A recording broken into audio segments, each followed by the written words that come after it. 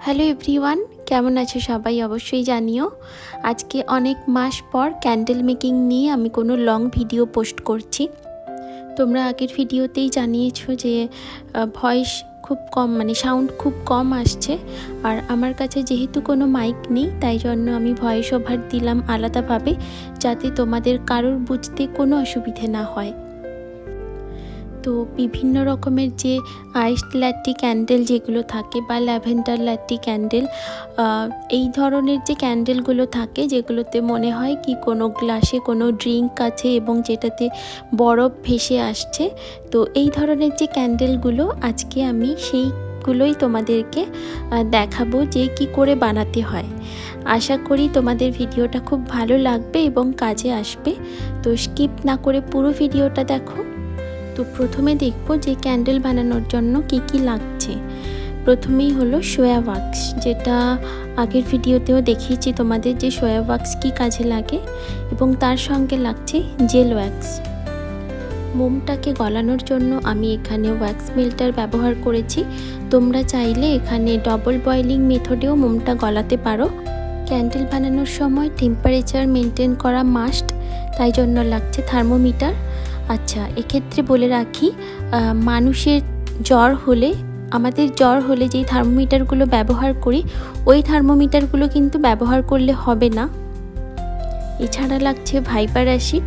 আমি আমার আগের ভিডিওতে দেওয়া আছে যে স্টিয়ারিক অ্যাসিড, ভাইপার অ্যাসিড এগুলো কেন ব্যবহার করা, তো ওটা নিয়ে যদি কোনো ডাউট থাকে তাহলে অবশ্যই করে আমার আগের ভিডিওগুলো চেক করে নিও, তাহলে তোমাদের ডাউট ক্লিয়ার হয়ে যাবে। তারপর লাগছে একটা কাচের জার, যেখানে ক্যান্ডেলটা বানাবো। যেহেতু আমি ল্যাভেন্ডার লাইটি ক্যান্ডেল বানাবো, তাই জন্য আমার লাগছে ল্যাভেন্ডার এসেন্স এবং ল্যাভেন্ডার কালার বা ভায়োলেট কালার। তো চলো ভিডিওটা শুরু করা যাক। আচ্ছা, তোমাদের আগের ভিডিওতে বলতে ভুলে গেছি যে জার অনুযায়ী একটা উইক লাগবে।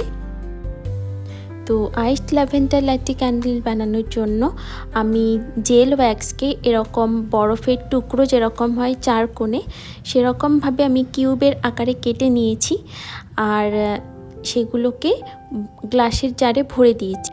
এটা ভরার কোনো নির্দিষ্ট নিয়ম নেই, নিজেদের মতো ইচ্ছে খুশি ভরে নিতে পারো, তো যাতে জারটা ভর্তি হয়ে যায়।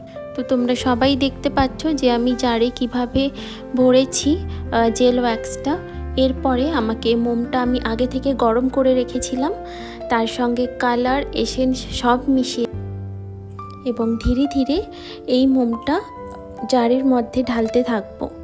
তো দেখবে ওটা অটোমেটিক্যালি ওরকমভাবেই হয়ে যাবে যে দেখে মনে হবে কোনো ড্রিঙ্কের মধ্যে এরকম বরফ ভেসে আছে।